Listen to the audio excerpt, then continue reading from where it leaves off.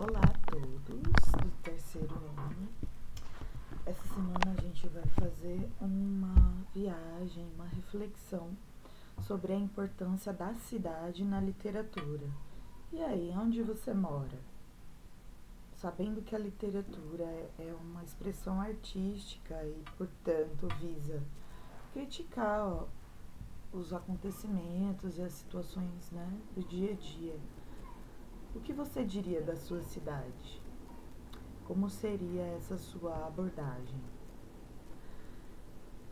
Então, essa semana nós teremos aula de literatura. Eu vou gravar alguns trechos de aula para vocês. E aí a gente vai se falando pelo Classroom e ao final das atividades vocês serão levados a fazer um formulário. No meio do caminho vocês também terão algumas missões para cumprir, ok? É isso. Vamos lá então. Aqui a gente tem então a cidade na literatura, certo? O objetivo desta aula, ok? É trazer a reflexão sobre a forma de representação da cidade na literatura, levando em conta os contextos históricos e sociais. Também faremos o estudo do pré-modernismo e dos autores dessa estética. Bom, a gente tem uma notícia como primeiro gênero a ser estudado. Lembrando que notícia não é texto literário, ok? É um texto informativo. Lima Barreto, literatura que se confunde com a vida pessoal, denuncia racismo. É um fragmento, então é um trechinho, né? Historiadora e antropóloga Lilia Schwartz mostra como a escrita de Si, de Lima Barreto, denunciou perseguições racistas e o fim de uma utopia de inclusão que não se concretizou no fim da escravidão. Bom, então a notícia vai trazer informações sobre Lima Barreto, que foi um escritor dessa estética literária, e se ele fala de racismo, uma possibilidade que a gente tem de inferir é que o mesmo era negro. Será? Bom, vamos ler aqui a notícia. Lima Barreto, autor de Triste Fim de Policarpo Quaresma, hoje um clássico da literatura brasileira, nasceu no dia 13 de maio de 1881 e tomou a data como predestinação em sua vida. Por que será? O que ocorreu dia 13 de maio? Será? Visto toda sua obra representar uma forma de revisão crítica do período em que existiam escravizados no Brasil e do contexto do pós-emancipação.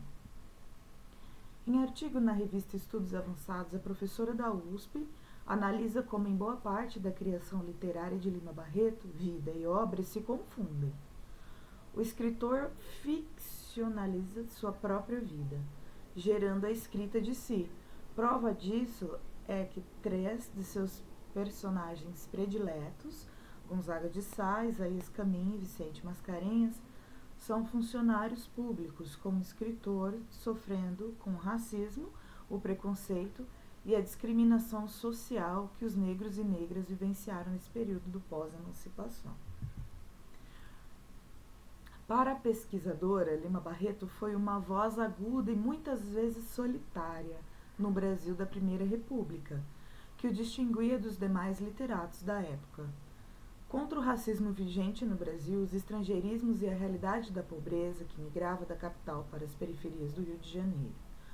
O escritor também jamais negou que fazia literatura de si, chegando mesmo a confundir-se com sua história pessoal, com uma certa história do Brasil que prometeu inclusão, mas entregou muita exclusão social.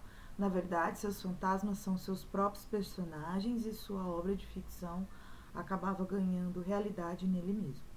O Diário do Hospício, livro escrito quando internado no Manicômio Nacional, é tanto relato de sua realidade quanto peça de ficção. Loucura e racismo dialogam nessa e em outras obras. Lima Barreto, um escritor brasileiro. Bom, quem foi Lima Barreto? Né? Foi injustiçado, digamos assim, né? Ele foi um escritor brasileiro considerado pré-modernista, Nascido, como nós vimos, em 13 de maio de 1881 e falecido em 1º de novembro de 1922. Então, morreu no 1, né? Era descendente de escravos, sentiu na pele a exclusão social devido à sua origem, inclusive nos meios acadêmicos. Além do alcoolismo, enfrentou diversos problemas de saúde em sua vida e foi internado em hospício por mais de uma vez. Recordações do escrivão Isaías Caminha foi seu primeiro livro publicado em 1909. Entretanto, Triste Fim de Policarpo Quaresma, de 1915, é o preferido pela crítica literária. Suas obras são realistas e trazem uma visão crítica da sociedade brasileira. O escritor trabalha com ironia não só a temática nacionalista, como também discute as diferenças sociais e a questão do preconceito racial. Como ele escreveu em seu diário íntimo, a capacidade mental dos negros é discutida a priori e a dos brancos a posteriori. E aqui a gente tem 3 reportagens, né, para acompanhar sobre o autor, ok? Então, interessantíssimo aqui acompanhar essas reportagens, assistir esses filmes, né? Aqui a gente tem um pouquinho da obra do Triste Fim de Policarpo Quaresma. Então, por que eu disse que Lima Barreto ele foi injustiçado? Porque na época ele não era considerado um bom escritor. E ele abordava temas, embora tendo algumas características do realismo por retratar a realidade da época, mas era uma realidade em que as pessoas não queriam enxergar, né? Que é o racismo, né? Que é a diferença entre negros e brancos, que inclusive é complexa e muito discutida até hoje, certo? O Triste Fim de Policarpo Quaresma é uma obra de arte primorosa e é a obra considerada a mais importante dele, ok? Então, nós trazemos aqui um trechinho, enfim, né, uma contextualização sobre a obra.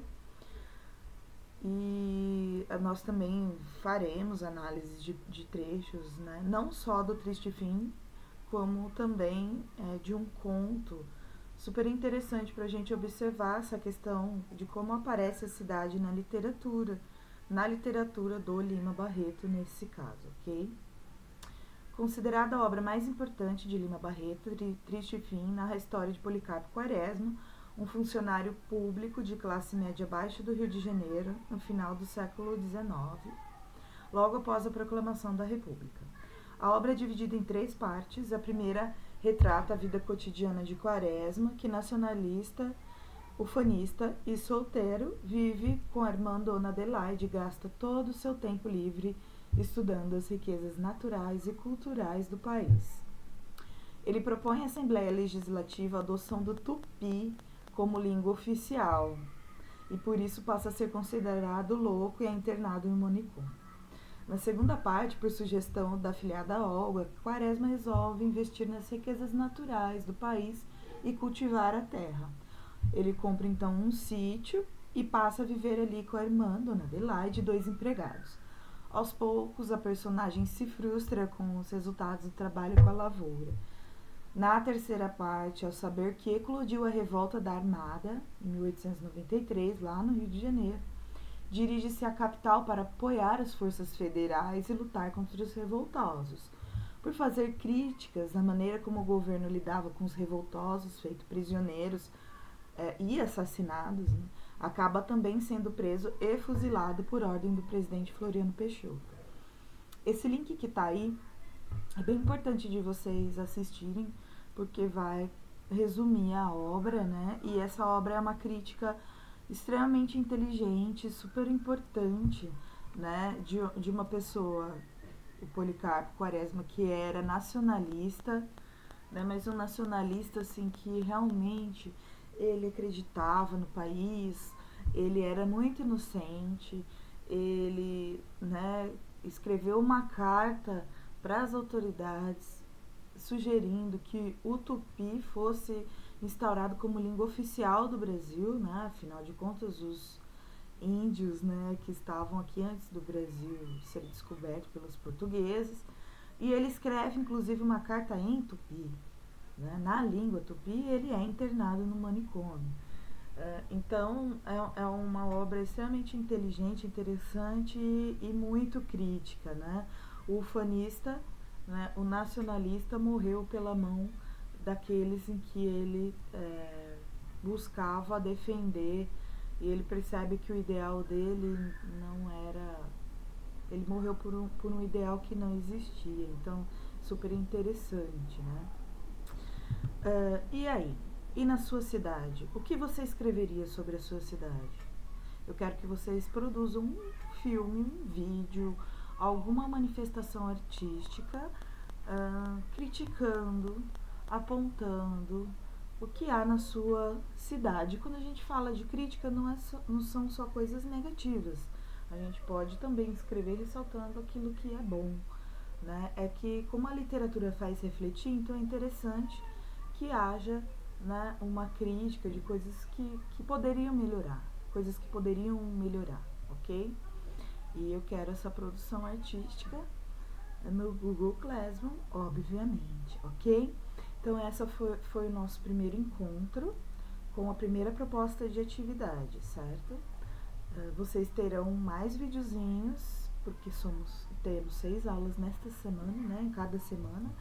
E aí a gente vai seguir falando sobre o pré-modernismo, sobre o Lima Barreto e sobre os outros autores. Para quem estiver curioso, pesquisa aí quem são os autores desta estética literária, desse período de transição entre parnasianismo, simbolismo, realismo e o modernismo, que veio aí em 1920, né, com a Semana de 22. Quem eram os principais autores? Sobre o que eles escreviam? E por que eles foram considerados pré-modernistas? Por que será? Diga aí pra mim. Beijinho.